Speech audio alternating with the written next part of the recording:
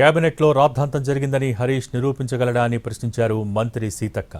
రాష్ట్రంలో gun culture మొదలైందే BRS హయాంలో అని ఫైర్ అయ్యారు. అబద్ధానికి 6 అడుగుల సాక్ష్యం హరీష్ రావు అని అన్నారు. కేసీఆర్ హయాంలో తూతూ మంత్రంగా కేబినెట్ మీటింగ్స్ జరిగేవని, ప్రజాపాలనలో అందరికీ స్వేచ్ఛనిచ్చి తమ సీఎం పనిచేస్తున్నారని అన్నారు సీతక్క. దండుపాల్యం, దండుకున్నపాల్యం, గన్ కల్చర్ అంతా కూడా బీఆర్ఎస్ హయాంలో బీఆర్ఎస్ ప్రభుత్వంలో జరిగింది.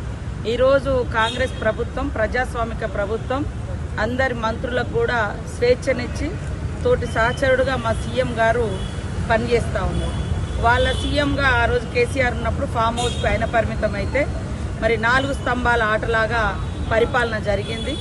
ఈరోజు గన్ కల్చర్ అని అంటున్నారు. అయ్యా, అబద్ధాలు చెప్పడానికైనా కనీసం ఆలోచన ఉండాలి. ఈ రాష్ట్రంలో గన్ కల్చర్ తీసుకొచ్చిందే బీఆర్ఎస్ పార్టీ. ఆనాడు రియల్ ఎస్టేట్ వ్యాపారులు 2 గన్నులతో కాల్చుకొని ఇదే ఇబ్రహీంపట్నంలో 2 చనిపోవడం జరిగింది. దానికి కారణం మీ ప్రభుత్వంలో మీరు తీసుకొచ్చిన గన్ కల్చర్. అయ్యా, నీతులు చెప్తున్న హరీష్ రావు గారు, అబద్ధానికి నిలువెత్తే సాక్ష్యం నువ్వు.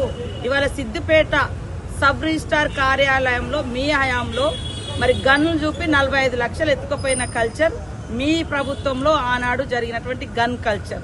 అట్లా రోడ్ల మీదనే 2 అడ్వకేట్ దంపతులను హత్య చేసి అత్యంత నిస్సిగ్గుగా ఈ రాష్ట్రంలో మరి రక్షణ లేదు అని చూపించుకున్న ప్రభుత్వం ఆనాడు కేసీఆర్ ప్రభుత్వం.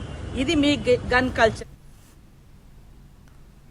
తమ హయాంలో పెట్టుబడిదారులకు రెడ్ కార్పెట్ పరిస్తే రేవంత్ రెడ్డి గన్ కల్చర్ తీసుకొచ్చారని విమర్శలు గుప్పించారు బీఆర్ఎస్ నేత మాజీ మంత్రి హరీష్ రావు. వ్యాపారవేత్తలను తుపాకులతో బెదిరిస్తున్నారని, అందుకే రాష్ట్రంలో పెట్టుబడులు తగ్గిపోయాయని తప్పుపట్టారు. మంత్రుల మధ్య పంచాయతీలు నడుస్తున్నాయని, 1/2 డజను వర్గాలుగా కేబినెట్ విడిపోయిందని విమర్శించారు హరీష్ రావు. దండుపాళ్యం ముఠా కంటే అధ్వానంగా కేబినెట్ మారిపోయిందని దుయ్యబట్టారు. ప్రభుత్వం ఏమో అక్రమ వసూళ్లలో వాటాల కోసం పోరాటం చేస్తున్నారు. బిల్లుల చెల్లింపుల్లో కమిషన్ల కోసం మంత్రుల మధ్య వాటాల తగాదాలు జరుగుతూ ఉన్నాయి. కాంట్రాక్ట్ల కోసం డిపార్ట్మెంట్లే మారుస్తూ, నిన్నటిదాకా ఎండోమెంట్ డిపార్ట్మెంట్ టెండర్లు పిలిస్తే రద్దు చేసి R&Bకి ఇస్తూ, డిపార్ట్మెంట్లు రద్దు చేస్తూ కాంట్రాక్ట్ల కోసం వాటాల కోసం తగాదాలు జరుగుతున్నాయి.